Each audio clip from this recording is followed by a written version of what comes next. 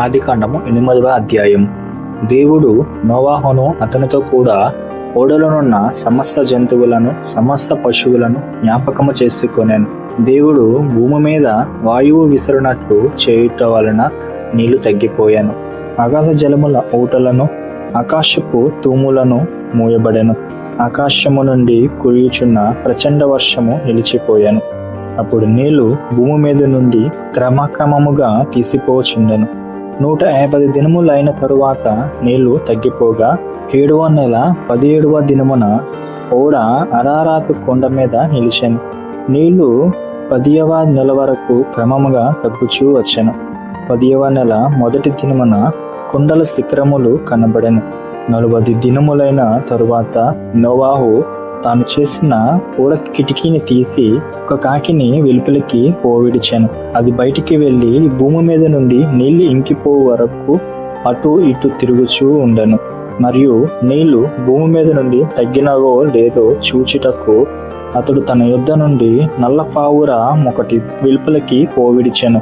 నీళ్లు భూమి అంతటి మీద నున్నందున తన అరకాలు నిలుపుటకు దానికి స్థలము దొరకలేదు గనుక ఓడలోనున్న అతని యొద్దకు తిరిగి వచ్చెను.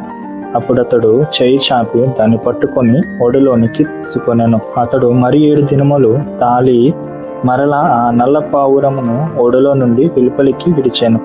సాయంకాలమున అది అతని యొద్దకు వచ్చినప్పుడు తుంచబడిన ఒలీవ చెట్టు ఆకు దాని నోట నుండెను. గనుక నీళ్లు భూమి మీద నుండి తగ్గిపోయానని నోవాహునకు తెలిసాను. అతడింకా మరి 7 దినములు తాళి ఆ పావురమును వెలుపలికి విడిచెను. ఆ తరువాత అది అతని యొద్దకు తిరిగి రాలేదు.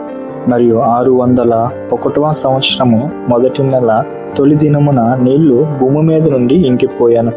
నోవాహు ఓడ కప్పు తీసి చూచినప్పుడు నేల ఆరి ఉండెను.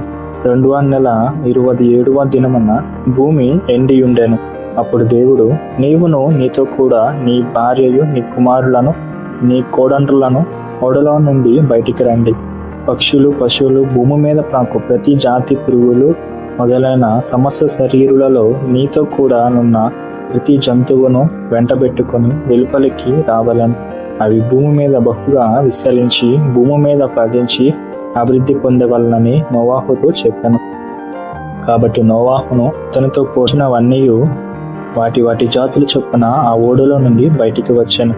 అప్పుడు నోవాహు యెహోవాకు బలిపీఠం కట్టి పవిత్ర పశువులన్నిటిలోనూ పవిత్ర పక్షులన్నిటిలోనూ కొన్ని తీసుకుని అప్పుడు యెహోవా ఇంపైన సువాసన నాగ్రహించి ఇక మీదట నరులను బట్టి భూమిని మరలా శపించాను. ఎందుకనగా నరుల హృదయాలోచనలు వారి బాల్యం నుండి చెడ్డది. నేనిప్పుడు చేసిన భూమి నిలిచినంత వరకు వేదకాలమును కోతకాలమును శీతోష్ణమును వేసవి శీతకాలములను రాత్రింబగళ్లను ఉండక మానునని తన హృదయములో అనుకొనెను.